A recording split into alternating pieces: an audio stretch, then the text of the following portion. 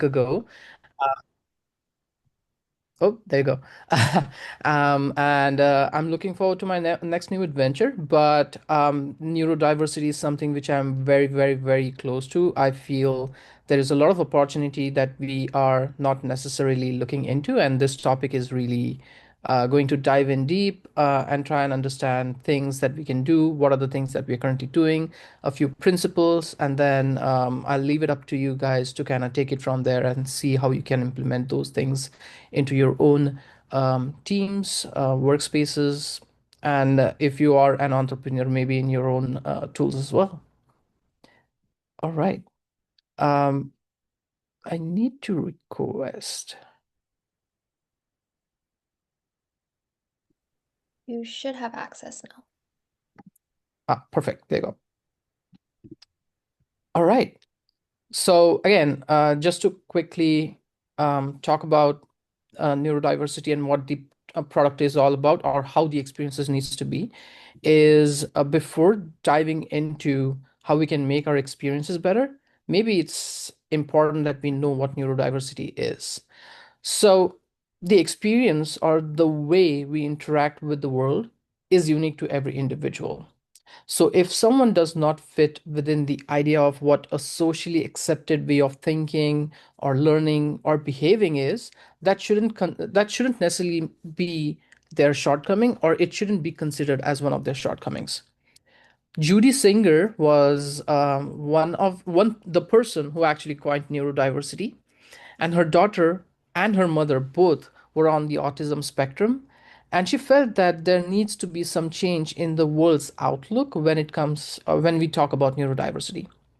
She argued that just like biodiversity is essential for ecological or ecosystem stability, neurodiversity could be essential for cultural stability, which is very interesting if you think about it. And it actually makes a lot of sense when you start thinking from a larger lens than not just what is a typical experiences that you think or design. So talking about Google Trends itself, or the word neurodiversity has been searched or has seen a surge in the last 5 years exponentially. And this great trend really undermines a lot of things that we think about neurodiversity in general. So if you think about it, 15 to 20% of the world's population is actually neurodiverse. So considering that population or not considering that population is something which is actually detrimental to the tools and products that we create. So let's look at this bell curve. So anything that falls within those two green lines are neurotypicals. And neurotypicals are basically ordinary, normal human beings who are socially accepted. And then there are this bunch of people who actually live outside of those green lines, and those are neurodivergents. People who do not have, or people who have problem within the society. So outside those green vertical lines are neurodivergents, and they are different than what neurotypicals usually think or learn or behave.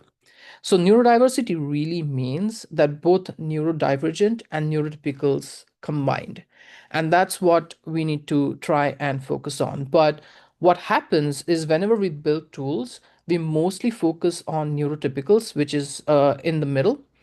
And that causes a lot of disruption in the user experience for neurodivergence. And that needs to change. So one So before even jumping into what needs to change, let's talk about what type of neurodiversities exist out there. So autism spectrum disorder is one, ADHD is another. There are a lot of learning disabilities out there as well, dyslexia, dyscalculia, or dysgraphia, and there are more. These individuals have trouble with different facets of their life. So, difficulty focusing on tasks, problems with executive functions, such as difficulty accessing working memory. So, usually you can put like 7 different ideas into your working memory, but these individuals have trouble with that as well. They have trouble with organization, they have trouble with prioritization, they have low empathy. If you have had an opportunity to actually interact with someone who is on the autism spectrum, you will realize that they don't necessarily have that sort of empathy that you expect, or you might have seen a lot of series out there. There are plenty.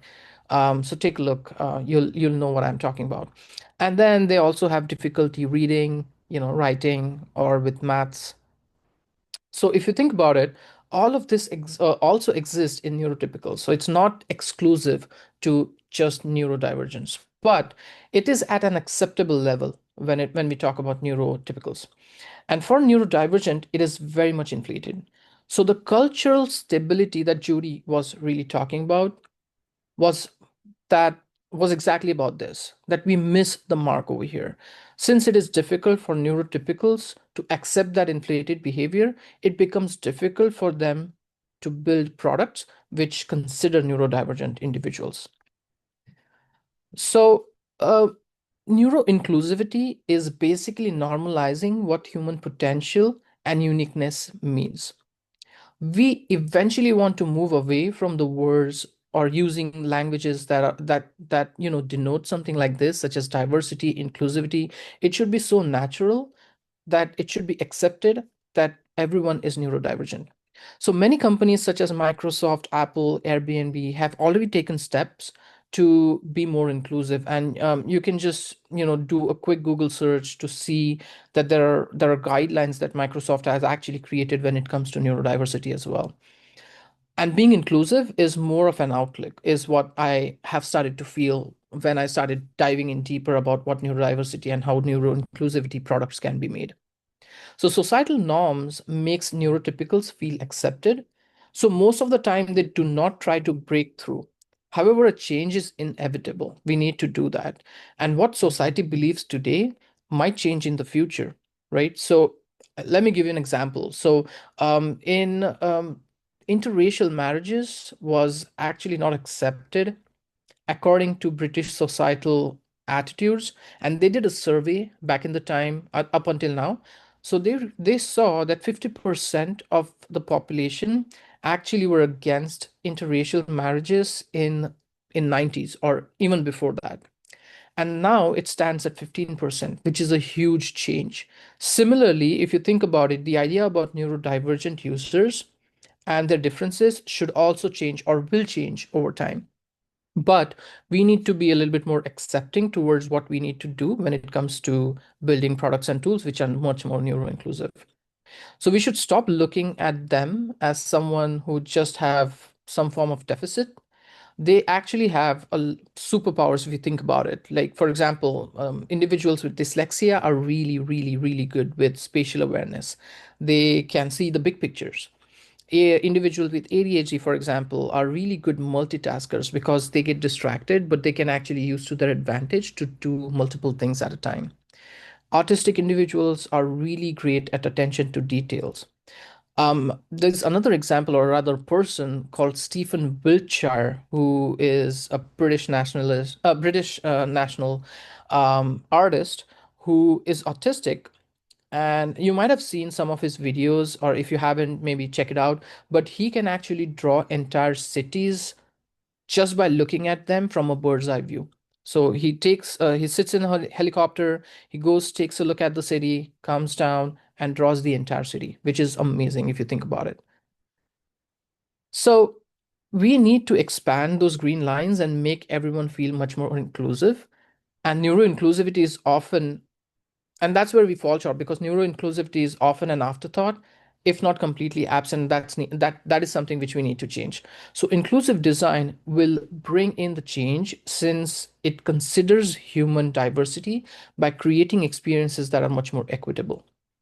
And neurological variations are just something that we are all born with, and it's a vital part of humanity anyway. So considering those is important, just like it is important by considering, different body sizes, skin color, shapes, and your personality. We have become so used to accepting those things.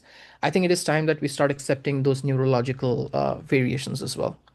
So exclusion really happens when designs are, so if you think about designs, it happens when there is a bias towards an acceptable social norm.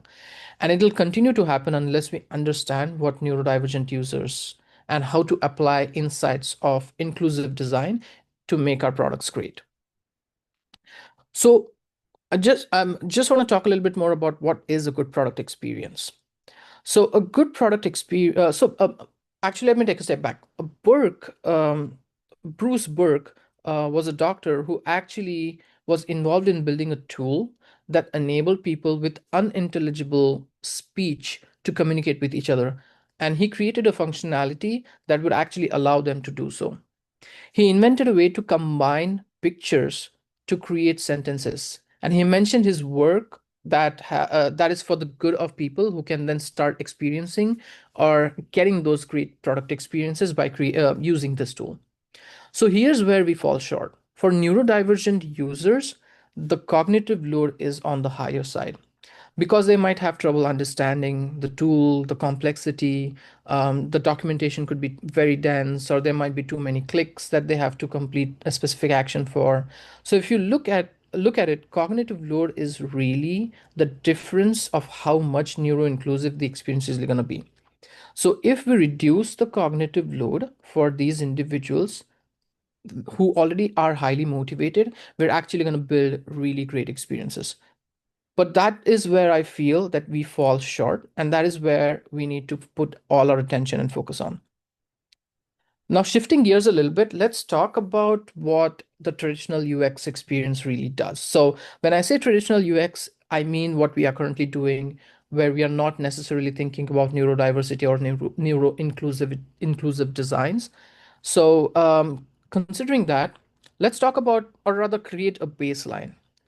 So in this baseline, we are making certain assumptions, and these assumptions are based on what we are currently doing. So we think that users can actually focus easily. We think that they can quickly scan and process information. We also think that navigating complex systems independently is something which they are very capable to do so, and they're comfortable with visual or auditory stimulations. So these assumptions unintentionally marginalize people whose brain processes differently. Individuals such as on autism spectrum or ADHD, dyslexia, OCD, or even individuals who have anxiety. So, taking a deep dive into some of the examples, let's look at, let's say, for example, cognitive load or decision fatigue. So many tools actually prioritize dense information displays and feature-rich layouts to appeal to expert users. Now, that's a problem because these expert users could be out of those 10 to 20% of individuals that I mentioned. But for divergent users, especially those with ADHD or autism or people who have cognitive fatigue, these kind of experiences really overwhelm them and absolutely paralyzes them. So if you look at it, look at this example, Salesforce, which is a great tool. By no means it's bad, but then again, on their dashboard, they just put in a lot of information. They have almost 10 plus modules with tasks, opportunities, activities, the kind of sales they have made, and it's very busy. And individuals with autism or ADHD might get overwhelmed with all this information, and it will be very difficult for them to actually process this information to actually make decisions. So, how can you think about if you want to make this experience a little bit more neuro inclusive? How can you make it? What are the things that you will need to consider? The other one is rigid and linear experiences. Now, products often assume that every user needs to be walked through the same, tour. Like the onboarding experiences could be the same. So in the same order, or they could be in the same places. And this rigid thinking really ignores diverse learning and processing styles. Excuse me. So think about another example is Full Story. So in Full Story, the way the onboarding really functions, and again, at the time I built this presentation, these were the experiences might have changed. So, just a footnote information over there. But the experience at the time was you cannot get out of it. You have to complete creating your profile. You have to complete setting up your account. And then only you can start exploring or using the app. Now, the problem with this is individuals like who are on the autism spectrum may want to learn through structured documentation. They actually prefer that. So this experience might not be relevant for them. Or individuals with ADHD, for example, may want to skip altogether and learn by doing things. So maybe onboarding is not really the best option for them. So again, think about how you can make onboarding experiences better. Maybe having a skip button, maybe having, look into it later and letting users jump into the experience to actually get a chance to explore. And if they want, they can always go through it depending on what their style is. Time pressure and disruptions. Now, urgency is a tactic that a lot of companies use, like, countdown timers, scarcity, or, interruptive prompts. A lot of times I do mention to a lot of my mentees as well that think about two types of prompts. One is interruptive or, high disrupt, and the other is low disrupt. Think about when do you need to use which prompt, and how to make that decision is up to you, but think about the experience and how you can put it in. But high disrupt prompts are really annoying at times for these individuals. And think about how you're designing it, how you're driving the conversation, or basically raising stress and and making sure that you're giving them a little bit more control as well. So one example is if you have used booking.com, they kind of make sure that they let you know that there are only 7 rooms left or there's only 1 room left. And it causes a lot of anxiety in individuals who have anxiety or who have OCD, who have autism as well, that it actually puts a lot of pressure on them, and they get in distress because they feel like, oh, okay, I actually need to make a reservation, when it might not necessarily be true, but it's just a way, a dark pattern where they are trying to entice you to make or take that action as soon as possible. Then, considering all these examples, we need to change the baseline and we need to understand how to do so. So, designing for variability and not single ideal users. So when we talk about personas, it's great, but persona is not necessarily a holy grail. It's a it's a model person for whom you're designing, but that model person can be expandable in senses where that is not the only person who's really going to use your product. There are going to be a bunch of people with different types of personalities, different neurodiversities, who are going to be using your product. So think about what variability you can bring into your experiences to still make sure that you're targeting your audience, but making sure that it's much more inclusive for others as well. Supporting choice and giving more control, again, onboarding experiences, giving them more capability to actually explore it by themselves. We call it everboarding, where you kind of allow users to explore it and then help or nudge them if you realize that they are stuck. You can use AI for that, you can use chatbots for that. So there are a lot of ways you can actually identify and help them, or reduce unnecessary complexity and simulation. So making sure you are making those experiences as simple as possible, keeping those language or usage of language as simple as possible. That would be really helpful as well. Jargons are something which everyone feels that you have to be witty, you have to be clever, which is great, but it doesn't work all the time. Whenever you have to, you can, but other times you have to be very um, considerate about these things as well. Making sure that you're getting making feedback and structure obvious and very clear. Again, having those great onboarding experiences, having a structured user flow, making sure that users are, if they are stuck, then they're getting help at the time that they need, are the things that we have to keep in mind while we change or try to change those baseline. So accessibility is something which when we talk about, we always think about it from the lens of, color, typography, weights, and making sure that these things are working well. But it's more than that. Neurodiversity is part of accessibility as well, and prioritizing that in our work whenever we do come up with any designs, any strategies, it's important to consider that from day one rather than it being an afterthought, as I mentioned earlier. So Elsie Roy was or rather is a deaf human-centered designer and a former lawyer and a motivational speaker as well. And she mentioned that disability first designs can actually be more inclusive. In this case, we can build for neurodivergent users, but we also want to make sure that we are keeping neurotypicals in mind. So it doesn't necessarily mean that you have to skew the needle too far to make sure that you're just working on neurodivergence, but also neurotypicals. We need to expand our considerations of social norms wider and build tools that are much more inclusive. So, another example, or rather an anecdote that I wanted to share was Matty McKinnon was the inventor of SMS texting SMS texting, and he invented it actually for deaf people to communicate with each other.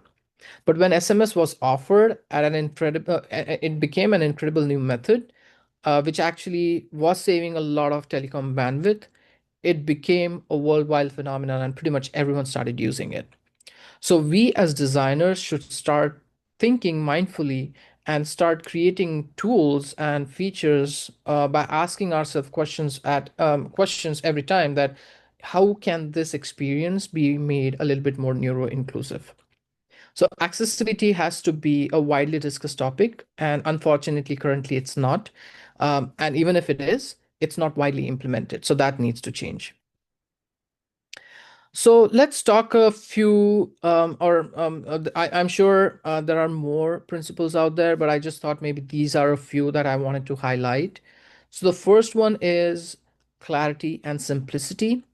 So neurodivergent users, especially those with ADHD, autism, or individuals with dyslexia, can be easily overwhelmed by dense layouts or unclear flows or ambiguous copy, which I mean by content. So you want to make sure that that is taken care of. So using plain and concrete language, simple language, nothing, very fancy, no metaphors, for example, breaking tasks down and content into simpler steps, and not overwhelming them with multiple steps or a lot of information on a single step itself. Showing one primary action per screen when possible. Again, I understand that sometimes you have to have multiple primary actions, but try and restrict to see if at all you can keep that one primary action, and if not, maybe trying to break the experience down a little bit could help. But some examples could be the UK's government website, gov.uk, is brilliant example. They have been very vocal when it comes to neuro inclusivity, accessibility. So check it out. They use short, direct sentences. They have very crisp you know stepping a stepper or a step completion process. They remove any sort of decorative content, so it's very precise, directly to the point, making the entire experience really good. Now if you think about, on the flip side, if you think about Amazon, for example, it's very dense, it has a lot of information out there, a lot of call to actions, so you feel overwhelmed at times to make sure that you're choosing the right product, for example. So think about how you can make that experience better, being it a little bit more inclusive. The other one is customizable and giving them a little bit more control. Again, neurodivergent users who vary widely in how they process information. So giving users a little bit more control over how they consume information, how they experience this, any sort of interfaces, by reducing any sort of anxiety and making it increasingly comfortable for them. So, by allowing users to adjust font sizes, for example, making layout density changes or color contrast, or letting users, disable or reorganize features or panels, the way I showed on Salesforce. Maybe there is an opportunity over there to make it a little bit more personalized, and avoid any mandatory flows and let them explore things. The flows can always be there, but maybe they are skippable. Some examples could be, I guess, Slack. Slack allows you to change the theme based on what your preferences are. Your notification bubbles can be modified as well. Your sidebar bar can be modified. So it's an interesting way of actually giving a little bit more personalization to the tool. But on the flip side, if you think about it, Trello or any Jira or any of the tools out there that do similar, um, you know, sprint planning jobs, they feel very overwhelming just because of the limitation of moving cards around. It feels jargony, it feels not so helpful. So maybe there is an opportunity over there to fix it, to make it a little bit more easier to understand, to have some form of standardization and consistency over there as well. The next one is make it predictable, make and have allow some feedback or opportunities for feedback as well. Users who often rely on consistent patterns and or clear cause effect relationships, it feels or it actually makes the experience much more confident. So surprises or unclear states can cause a lot of stress, so we need to try and figure out how we can make those experiences better. So keeping interfaces or patterns consistent across screens, or offering immediate clear feedback for every user action, avoiding any sort of jargony animations or flashy animations or behaviors that will be that will vary contextually without any sort of warnings, could actually also throw users off their balance. Figma actually does a really good job. They have a consistent UI throughout. May you use FigJam or Figma, FigSlides, or whatever you want to name it. They do a really good job by giving you clear feedback of any sort of change. For example, autosave indicators, or when you are in FigJam, it shows you those different cursors of different users. So it roots you in the experience. It gives you that feedback, and you can kind of predict what's really going to happen there thereafter. uh, Instagram, on the other hand, is not a really good, doesn't give you a really good example, or rather experience. Stories has a different interaction, reels have a different interaction, scrolling through images has a different interaction. So it's the predictability is not there, and you're very much dependent on understanding the tool rather than expecting the tool to help you guide through the experience. The other one is reducing sensory load, which is basically users can feel overwhelmed by bright colors, animations, sounds, similar to what I mentioned earlier. So, limiting use of animations, using muted colors, offering reduced motions could actually be really helpful. So, iOS has that feature, which actually, I think it is called reduce motion, which actually reduces all the motions so that it's helpful for their users to kind of experience it. But on the other hand, any sort of wrap ups like Spotify wrap up, there are a lot of flashy visuals or auto playing music or high contrast colors, which are not necessarily needed. They can also use muted colors and make the experience a little bit more, streamlined. And the last one, I promise, is visual structure. So you want to make sure you're organizing all the information. It's easier to scan, it's easier to navigate.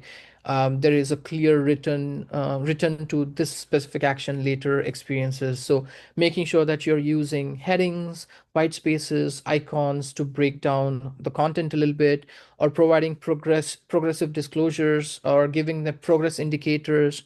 Allowing to bookmark or pin key sections could also be a really good way of making things happen. So, for example, Duolingo does a really good job of breaking different experiences into short gamified chunks. And then they also give you a really good progress bar. The users understand where they're at, they're rooted in the experience, and it's really, really helpful for them. So overall, what I'm trying to, share is that we need to create equitable experiences. We need to bring everyone on the same level. If a neurotypical finds the product experience easier to compare to easier compared to a neurodivergent, then there is a comparison gap. So if neurodivergent, or rather, if the experience is really working for neurodivergent, then it's probably something that we can call that now we are making the experiences a little bit more inclusive. So think about opportunities where you can make sure that you're creating these experiences, keeping neurodivergence in mind, and reducing that additional cognitive load that I had mentioned early on. But just to give you a couple of examples, all the things that we have been using in the past or created in the past are not really equitable. For example, IQ tests or school exams or teaching styles, those are very much focused on what a typical really means. But nowadays there are, like, special schools for neurodivergent to be a part of. But equiting those experiences could really help make or normalizing the entire identity of what neurodiversity really means. The gap will continue to get wider unless we intervene and do something and make an effort to actually make these experiences much more equitable. So there are a lot of solutions out there. There are some principles out there. Some of them which I have shared today are absolutely something that you guys need to look into, figure things out how you can make those experiences a lot better. We absolutely need to prioritize neuro inclusivity in pretty much all our companies.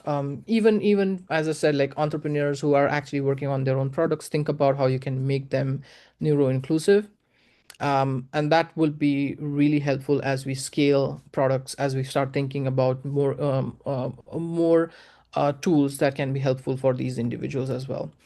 And that's really it. I just wanted to say neuro inclusivity is really the answer to the change in the outlook that we are looking for, and to achieve that cultural stability that we are open to and accepting to as we start looking into this uniqueness or unique opportunities.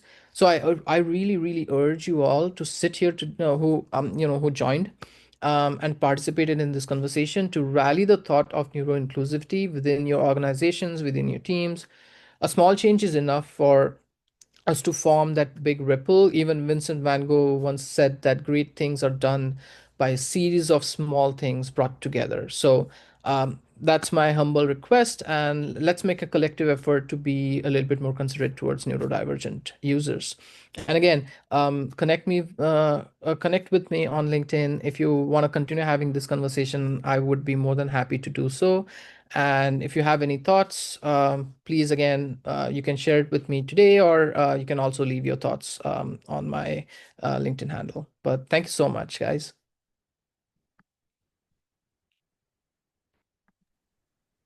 Awesome.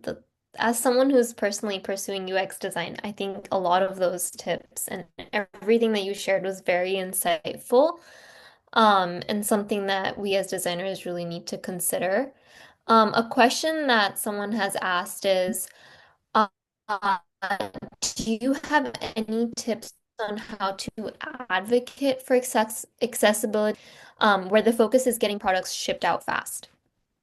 Ooh, that's a really good question. So that there is a balance that you need to maintain over here, because it becomes tricky when you have to rush and deliver something, but you also want to be mindful that you're creating experiences that are much more inclusive. So think about, in such cases, think about language, think about content. Like, how can you make sure that the content that is presented on those experiences is much more inclusive? Try to use simple language, try to make the experience a little bit better.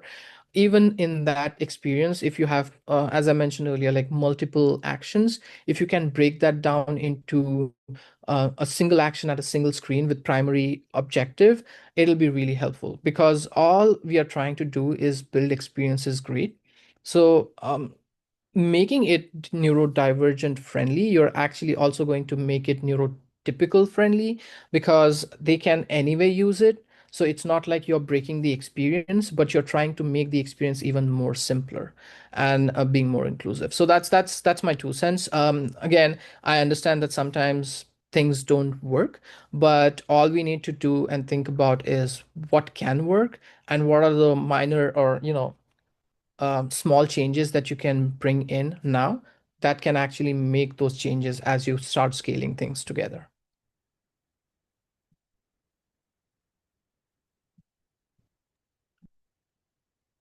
Yeah, for sure. Does anybody else have any other questions? Someone has asked, how do you feel about the concept of sustainable gamification in the field of neurodivergent design? That's a very good question. And that's something which I have been thinking myself. So take it with a pinch of salt. I might not have the exact answer, but I encourage you. This is a great question. In fact, I encourage everyone, if anyone's interested in gamification, to take a look at. But my 2 cents are that gamification, as much as it's really good, it doesn't always work. So think about it in this way: you don't necessarily need to add the game aspects, but the principles behind game aspects. So how can you bring in progressive disclosure? How can you make sure that users feel motivated intrinsically rather than extrinsic motivation? What are the things that you can do to bring that or induce that? Think about habit loops. Think about bringing in experiences that are actually going to make them come back to your product more often than otherwise. Leadership boards are really great, but again, they are limited to use cases. So, for example, someone in sales might really enjoy a leadership board, but someone in marketing who is probably creating campaigns to attract or get those leads might not, because their expectations over there are different. On the contrary, even if you are in sales, you might be someone who has ADHD or anxiety.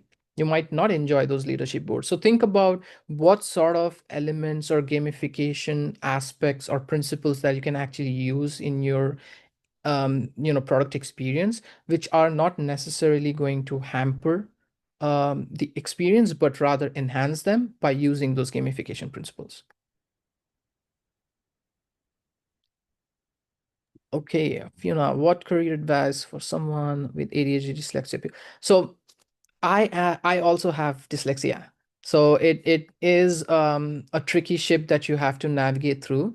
But one thing which I have used as a great strength for myself is strategy work. So what I usually do when I start working on any new product is take a big picture, understand the system, or basically what I'm trying to say is system design is what really helps me understand the ecosystem very well. So what I do is, if I'm working on a product, I zoom out, I understand how it will cast its net. So which aspect of the product it'll touch, where it's going to be useful, what are the things that users are going to be using or navigating to that, what are the other considerations that you have to make.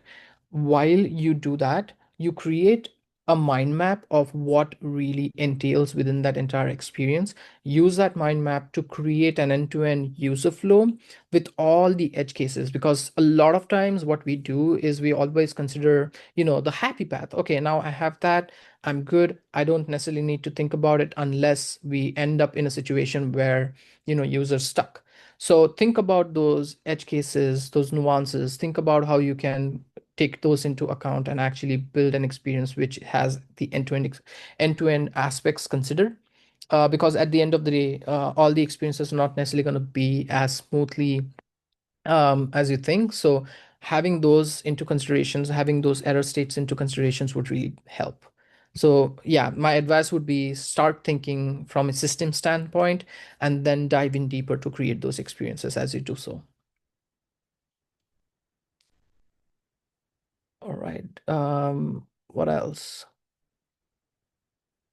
What has been a very successful method of testing for the user group? Are there any recommendations that we can use for the future, and what should be okay? So what I usually do is, there are two things. One is, if you ever need or ever get an opportunity for a focus group, try and bring in additional folks who are neurodivergent. Or even if you are actually doing any sort of usability study or user interviews, see if at all you can have a filter or an opportunity to capture individuals who are neurodivergent, because that would really help you identify how you can devise or create products which are going to be more inclusive, rather than speaking with a bunch of folks who might be neurotypicals, might not be neurotypicals. But then again, no, having that information would really benefit you, because then you will be much more it will be much more helpful for you to kind of figure things out from there.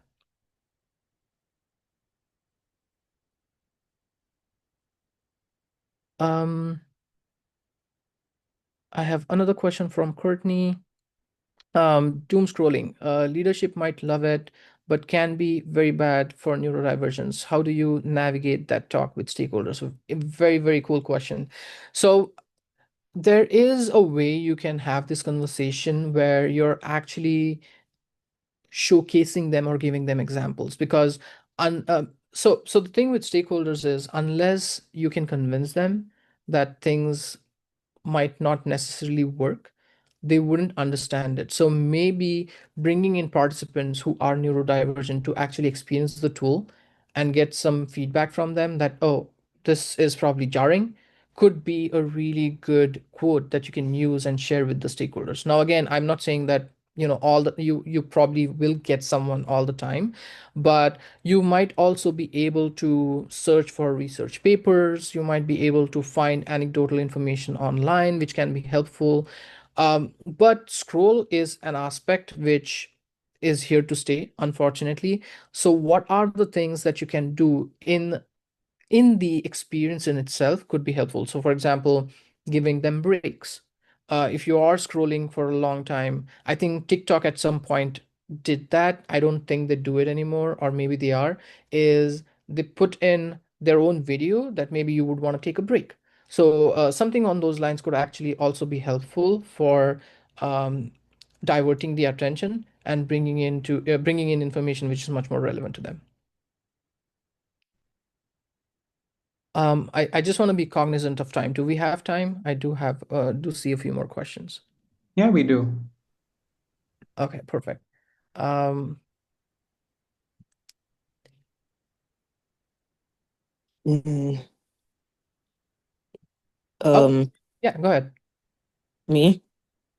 Yeah, yeah, go ahead. My concern was in the comments, but have you ever wondered, like, if what if, like, if because I'm autistic level one, then like some of us need different support, right? But I always feared that, like, what if I made too much income or something like that, and then people don't think I'm deserving of like the support from these programs? Probably because like it's one of those situations where people go, "Oh, you don't look autistic," or "You're not like them." And then there's the thing, because for ADHD there's this thing, common thing called rejection sensitivity dysphoria, like bad reaction to rejection. And then that leads to overthinking and then worrying about stuff that hasn't happened yet. And so do you think, and how do you like try to balance like trying to have the support from these programs and people and then trying to be successful with income? It's a hard.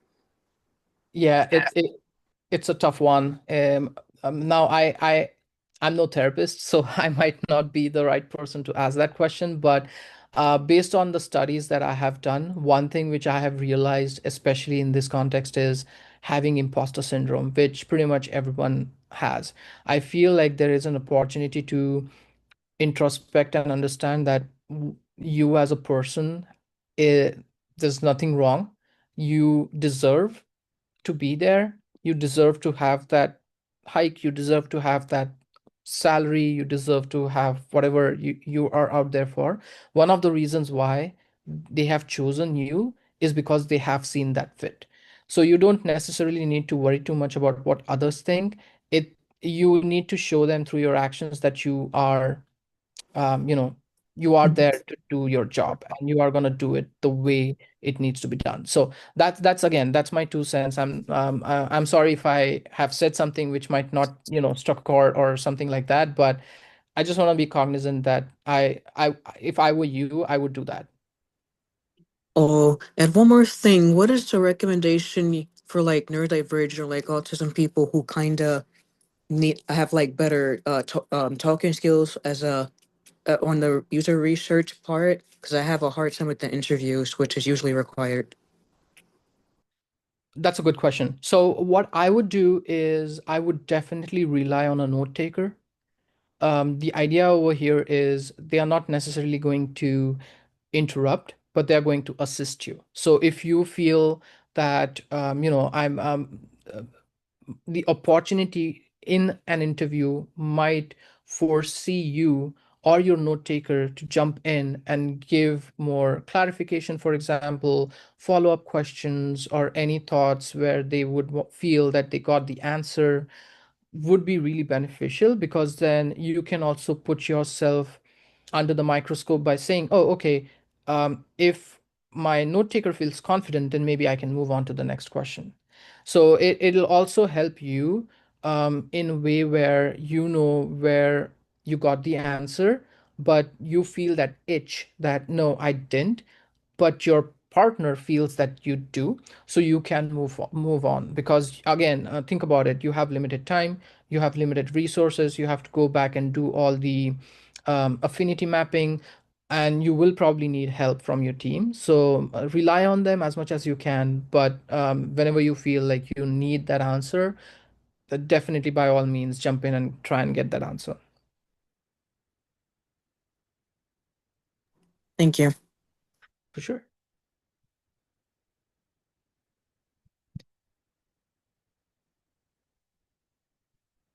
All right, I don't see any more questions. So do you guys want to give everyone some time back? Yeah, for sure. Before we have everyone log off, we have a few final reminders. Um, so First of all, thank you so much. That was such an insightful talk once again. For everyone here, we have some more talks lined up for tomorrow and then through Saturday as well. Tomorrow, we have a talk about creating with AI and then also what it's like to be a UI UX designer at a game startup. So if you're interested, feel free to go ahead and register for those. And we hope to see you guys there as well. There is a link in the chat for all the UX talks. A few final reminders, this session's recording will be shared via email, so if you want to ever go back to reference anything, or if you missed the first part of it, don't worry, you will get the recording. Second reminder, we will be sharing an email with you that will request for feedback about this talk, and we'd appreciate if you could share some of your insights about how the event went, just so that we can continue improving.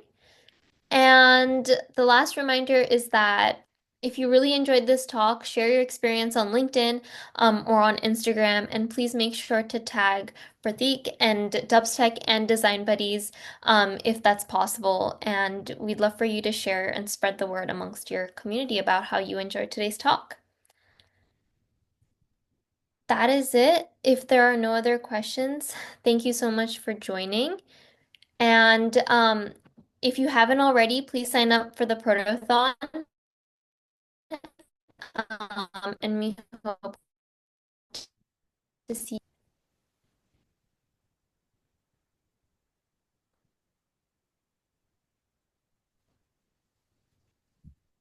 All right. Thanks, everyone. Thanks for joining. Hi, Pratik. Thank you, everyone. Thank you. See all of you at our other Hi, talks everyone. and your Thank you. Proton. Take care. Bye.